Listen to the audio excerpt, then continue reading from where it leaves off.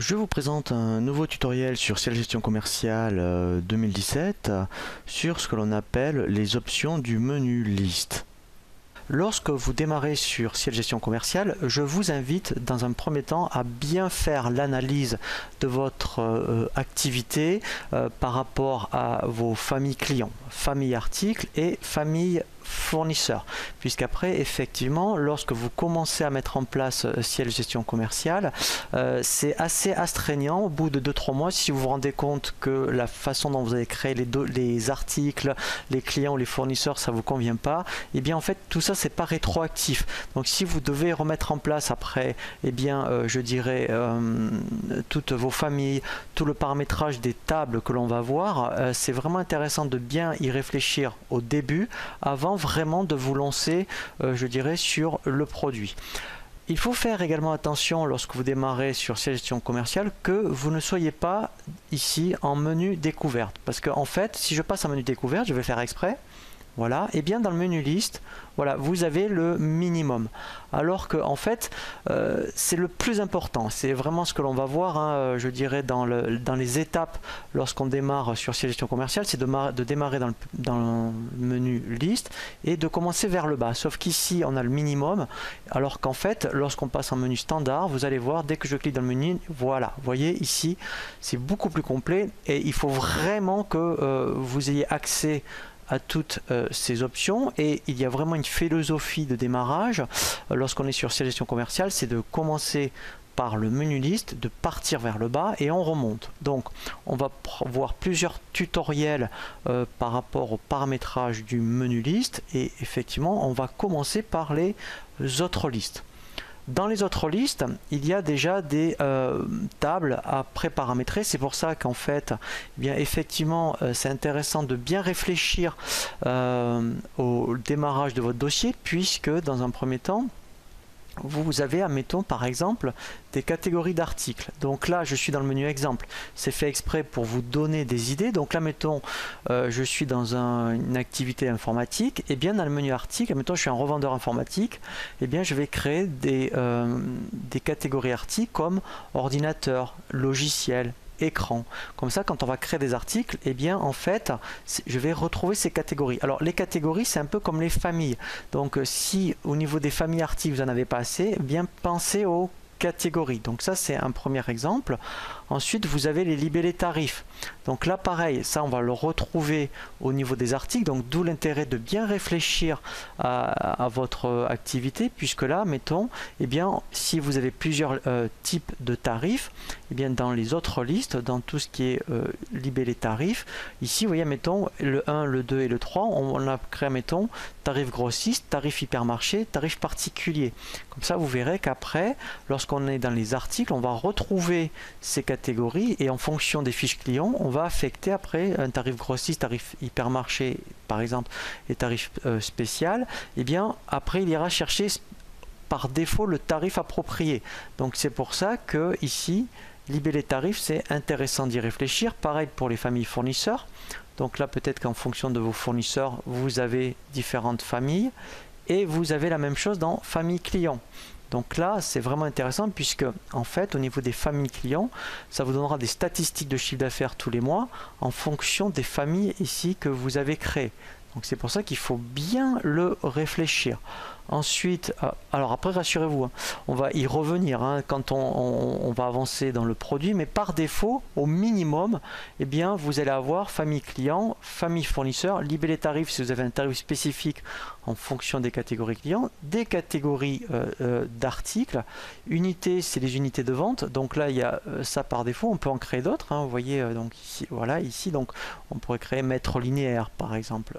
Voilà.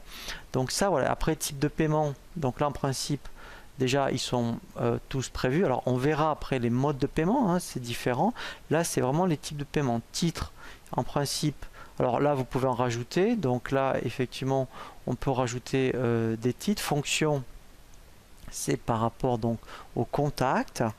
Voilà. Donc en fait, hein, ça se passe dans le menu liste, autre liste. Alors les infos perso, on y reviendra, ce sont des champs personnalisables. Donc ça on verra si par rapport aux tables qui vous sont proposées, vous n'avez pas assez, je dirais, de champs, on peut paramétrer d'autres champs. Mais là, comme on démarre, tout ce qui est info perso, je le mets de côté. Ensuite, voilà, donc ça très important, c'est comptabilité. Alors, parce que si vous voulez faire un transfert comptable, eh bien dans compte ici, vous pouvez créer, vous voyez, directement tous les comptes que vous avez besoin pour les clients, les fournisseurs, mais aussi pour tous vos comptes, je dirais, de charge par rapport à tout ce qui est marchandises, voilà, et tout ce qui est vente. Comme ça, après, en fonction, donc justement, si en plus vous vendez en national CE ou hors CE, eh bien vous allez avoir un compte d'achat et un compte de vente spécifique, eh bien vous pourrez le créer. Comme ça, quand on créera les articles, on pourra l'affecter. Donc au niveau des journaux, donc là pareil, eh bien pour les journaux pour lesquels vous allez faire le transfert en compta, vous allez créer, donc soit vous avez cela par défaut, sinon vous créez vos journaux d'achat, vos journaux de vente et journal de banque, vous voyez, voilà, je dirais avec vos propres codes. Comme ça, quand on fera le transfert, il va bien les reconnaître. Voilà. Donc après, alors l'analytique, pareil, donc ça c'est un peu particulier, on le verra dans un second temps.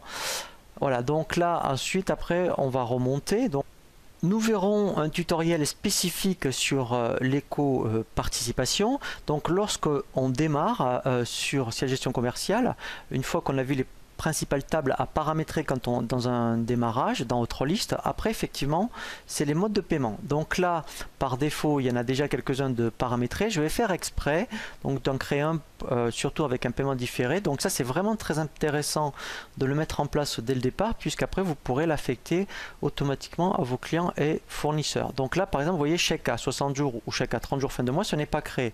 Donc on fait créer. Ici je vais l'appeler C pour chèque 30 FM, pour chèque à 30 jours fin de mois. Donc là le libellé c'est très important qu'il soit explicite, puisqu'après ça va apparaître sur vos factures. Donc je mets chèque à 30 jours fin de mois. Voilà, donc si après vous aviez fin de mois le 10, le 15, le 20, c'est un autre mode de règlement, hein. Donc c'est bien type chèque, échéance ici, donc c'est là où je vais le modifier. Donc là si c'est à 30 jours fin de mois, et bien en fait, donc là je vais mettre, vous voyez, précision, alors ça peut être 30, vous voyez, donc 30 jours fin de mois. Donc là j'ai un exemple, donc ça me convient bien. Si ça avait été, admettons, 30 jours fin de mois j'aurais mis ici, voilà, et là j'aurais mis, admettons, fin de mois 30 jours net, voilà, etc. Donc là je vais remettre 30 jours, voilà. Après, donc ça très important, parce que ici déjà je peux dire dans quel journal je veux que ça s'affecte, voilà, et la banque. Donc alors là c'est créé, mais on verra que effectivement il faudra créer la banque. Voilà, alors compte effet ressort, effet à payer, donc là c'est pas utile. Voilà, donc là je fais OK. Voilà, donc là ça vous a donné un exemple, hein, c'est un modèle. Donc là pour tout ce qui est mode de paiement différé, il faut le faire sur le même principe que celui-ci. Après, toujours dans menu liste, donc là, eh c'est de bien créer votre banque. Donc, en fait, donc, en principe, on le voit, on a dans le menu dossier paramètres et banque principale. Mais si vous n'avez pas, mettons, pris ce tutoriel, eh bien, effectivement, ici, vous allez créer votre banque. Donc là, mettons, je vais mettre BPA. Voilà, et là, banque populaire. Voilà. Et ce qui est très important, c'est dans l'onglet RIB, c'est de bien mettre ici votre compte comptable. Donc là, vous mettrez votre bon compte 512. Voilà, alors après vous pouvez mettre le RIB, hein, surtout si après vous voulez générer des fichiers de virement. Et pour finir par rapport à la première étape, puisqu'après on va voir des choses assez différentes, c'est la TVA. Donc là, les taux sont bien créés, mais ce qui est très important, c'est de mettre vos bons comptes. Donc là, d'où l'intérêt d'avoir créé dans liste comptabilité et compte, donc c'est de créer vos comptes de TVA déductible et de TVA collecté avec les bons taux. Et ensuite, dans l'optique d'un transfert en comptabilité, ici, il faut bien mettre les comptes de TVA collectés, vous voyez, à 20, voilà, déductible, voilà, et en attente. On verra justement, ça c'est quand on est dans la prestation de service, il gère très bien, je dirais, la TVA aux encaissements et décaissements. Voilà, donc là il faut mettre vraiment vos comptes de TVA. Donc là c'est pour la collectée, après pour 10% pareil pour la déductible et collectée, voilà, et etc. Voilà, donc ça, c'est vraiment très important de bien paramétrer vos comptes de TVA. Voilà, donc là après on va voir un deuxième tutoriel toujours donc dans le menu liste, étape 2, pour bien paramétrer. Alors je vous en parle un petit peu, on y reviendra pour faire ce qu'on appelle de gestion d'affaires, pour bien créer vos dépôts. Voilà, et après on verra effectivement comment bien créer tout ce qui concerne les articles et après créer les fournisseurs et les clients.